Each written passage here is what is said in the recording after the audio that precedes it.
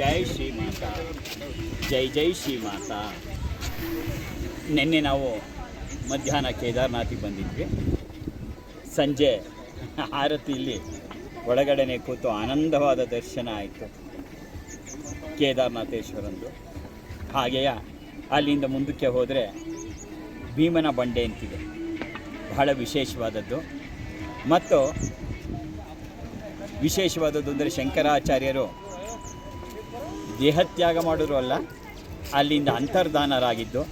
ಇದೆಲ್ಲವನ್ನು ನಾವು ವೀಕ್ಷಣೆ ಮಾಡಿ ಇವತ್ತು ಬೆಳಗ್ಗೆ ಕೇದಾರೇಶ್ವರನಿಗೆ ಅಭಿಷೇಕವನ್ನು ಕೂಡ ಮಾಡಿ, ಜಲಾಭಿಷೇಕವನ್ನು, ಯಾಕೆಂದರೆ ಇದು ಜ್ಯೋತಿರ್ಲಿಂಗ, ಬಹುಮುಖ್ಯವಾದಂಥ ಜ್ಯೋತಿರ್ಲಿಂಗ. ಹಾಗಾಗಿ ಎಲ್ಲವನ್ನು ಮುಗಿಸಿ ಭೈರನಾಥ ಅಂತ ಬಹಳ ಎತ್ತರವಾದದ್ದು, ಆ ಭೈರನಾಥನನ್ನು ಕೂಡ ನಾವು ಅದು ಎತ್ತರದ್ದು ಮೆಟ್ಟಲಲ್ಲಿ ನಡ್ಕೊಂಡು ಹೋಗ್ತಕ್ಕಂಥದ್ದು, ಅಲ್ಲೂ ಕೂಡ ಹೋಗಿ ದರ್ಶನವನ್ನು ಮಾಡಿ ಈಗ ನಾವು ವಾಪಸ್ಸು ಗುಪ್ತಕಾಶಿಗೆ ಹೋಗ್ತಾ ಇದ್ದೀವಿ. ಇವತ್ತು ಗುಪ್ತಕಾಶಿಯಲ್ಲಿ ತಂಗಿದ್ದು, ಯಾಕೆಂದರೆ ಇನ್ನೂ ನಾವು 16 ಕಿಲೋಮೀಟರ್ ಬೆಟ್ಟ ಇಳಿಬೇಕು. ಸುಬ್ರಹ್ಮಣ್ಯ ಮಿಕ್ಕಿದವರೆಲ್ಲ ನಡೆದು ಬರ್ತಾರೆ, ನನಗೆ ಅಷ್ಟು ಅವಕಾಶ ಆಗದೇ ಇರೋದ್ರಿಂದ ನಾನು ಪಲ್ಲಕ್ಕಿಲಿ ಬರ್ತಾಯಿದ್ದೀನಿ. ನಾಳೆ ಬೆಳಗ್ಗೆ ಎದ್ದು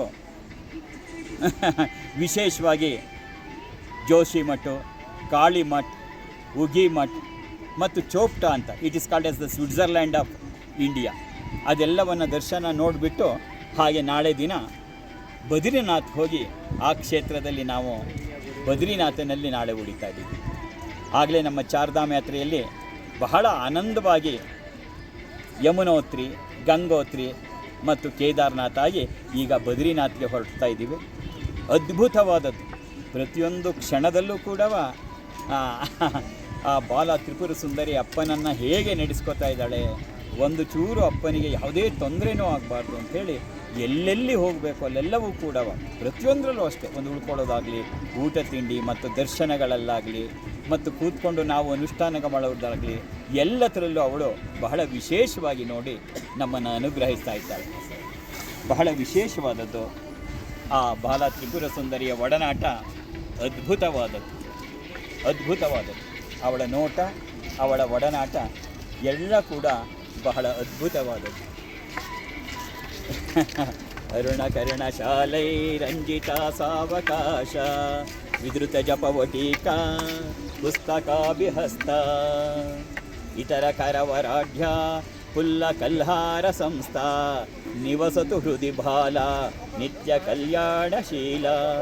ಓಂ ಐಂ ಹ್ರೀಂ ಶ್ರೀಂ ತ್ರಿಪುರ ಸುಂದರ್ಯೈ ವಿದ್ಮಹೇ ಕಾಮೇಶ್ವರಿ ಚ ಧೀಮಹಿ ತನ್ನೋ ಬಾಲ ಪ್ರಚೋದಯಾತು. ಓಂ ಶ್ರೀ ಬಾಲಾ ತ್ರಿಪುರ ಸುಂದರ್ಯೈ ನಮಃ. ಓಂ ಶ್ರೀ ಬಾಲಾ ತ್ರಿಪುರ ಸುಂದರ್ಯೈ ನಮಃ. ಓಂ ಶ್ರೀ ಬಾಲಾ ತ್ರಿಪುರ ಸುಂದರ್ಯೈ ನಮಃ.